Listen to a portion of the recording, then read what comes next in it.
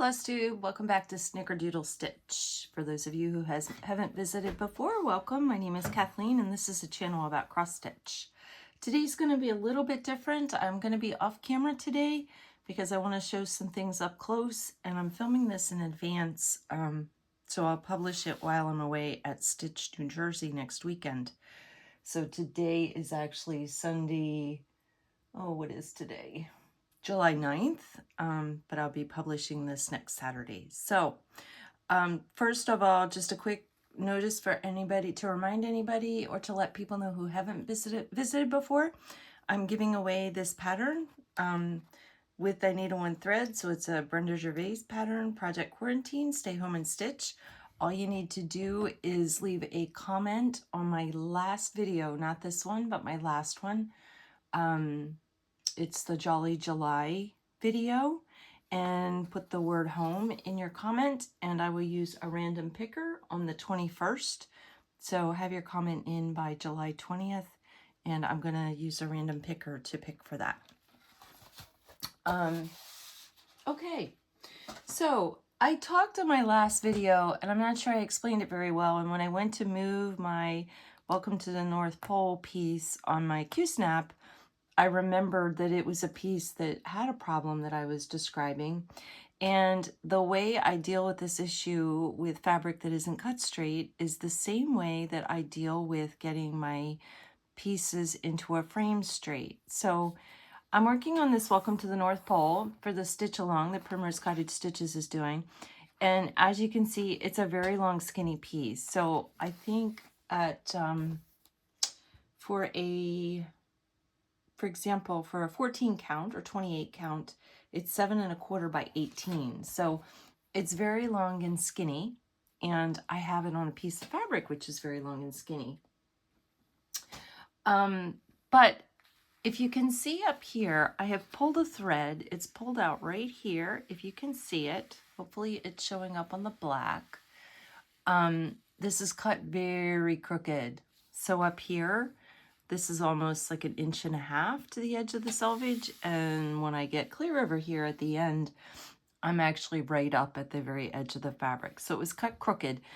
And for me to make sure that this was going to be wide enough for my piece, what I typically will do is, you can kind of tell eyeballing it that something isn't cut quite right. And you can usually tell which end is cut shorter. And I start at that end. So I started at the other end of the fabric, and I pulled a thread out. And the reason I do that, if you see this red piece of paper that's on top here, if we pretend that this is my stitching size, and maybe even that it's going to be longer out, if I measure down my 2 inches for my margin and started stitching here, by the time I get down here, it's down to 1 inch. And by the time I even get further down where I would need to be, it's down to like 1/2 inch. So it would be very tricky to frame, and it would limit my framing. So I wouldn't be able to have a wider margin to accommodate a standard frame or anything like that. So I typically will pull a thread. I eyeball the fabric, see where it looks to be the shortest, pull a thread out. You can eyeball it. Now this is only going to work on linen and on most even weaves. It's not going to work on Aida, but Aida is a little bit easier to just eyeball and see, is it cut straight or crooked, and kind of square it up. Linen gets trickier. You can usually see that it's crooked, but it's a little hard to tell exactly how crooked it is. And this one was kind of extreme here at this end with how much shorter it was cut. But it's pretty common. You're going to find it in any fabric.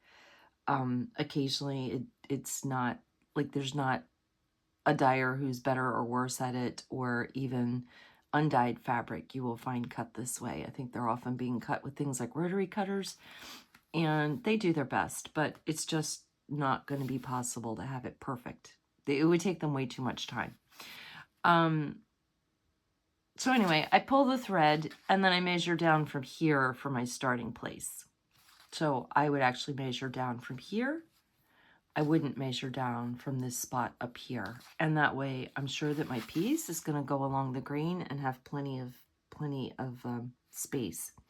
And then this I've actually cut off on the other, I've actually cut it so that I wasn't wrestling too much fabric. And I can take my time and eyeball that a little more than what a dyer dyer could. So sometimes I pull a thread to actually cut perfectly straight, and other times I'll just eyeball it. But like I said, I can take a lot more time than a dyer would to straighten up a fabric. So this is one instance where I pull a thread from linen or even weave.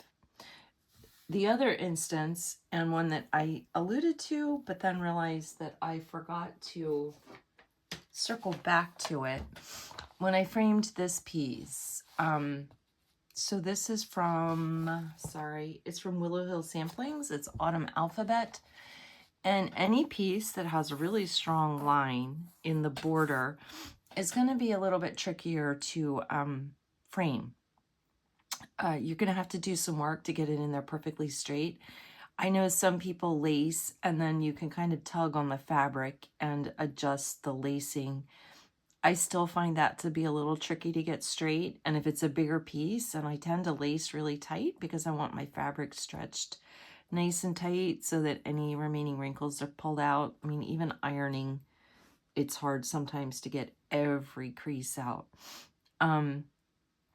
So if you have it pulled really tight as you've laced it, it can be a little bit tricky or difficult, I'll even say, to tug and get that straight. So I want it on as straight as I can get it before I even reach that point. And the way I do that is, again, by pulling threads. So I have a little piece here. I'm going to show how I pulled the threads and got this stretched on my foam core. And I didn't even need to do any tugging. It actually went in the frame this straight. So to do that, this is just a piece of scrap linen. It's actually a piece I got in a D-stash that I've cut up. So you're going to see a little piece of stitching over here that's nothing. It smelled a little funky. I can't even say musty. It had a funky smell. So I'm going to dye it and hope that the smell goes away. But I cut through some stitching. There was some unfinished stitching on some of the linen. Anyway, it's just a scrap piece of linen. And we're going to pretend that this is the piece, that this piece in the middle is my finished cross stitch piece. And it is 1 by 1.5, I think. Yeah, I did it 1 by 1.5. And let's say I want to fit it in a 2 by 3 frame. So I would need a 1/2 inch border on each side. And I usually use a better ruler for this. So if it's 1 inch and I'm going to do it in a 2 by 3 frame, I've got an extra 1/2 inch on each side. So I would figure out where my 1/2 inch was. And that's where I'm going to pull my first thread. And to pull a thread, I've marked my spot. It was right here. And then I'm actually going to move toward the stitching 1 thread. And the reason I do that, sometimes I'll even do 2 threads. The reason I do that is because this is just sitting here loose on my table now, and that's going to be even more exaggerated on a larger piece that you've stitched. But when I put it on the foam core, I'm going to be stretching it a little bit tight. So I'm going to come in 1 thread, and that's where I'm going to pull the thread. And pulling the thread is very simple. I just use a needle, and I'm going to grab it here. I'm sorry, this is a little awkward working flat like this, but I want you to be able to see what I'm doing. I'm just going to start working it, and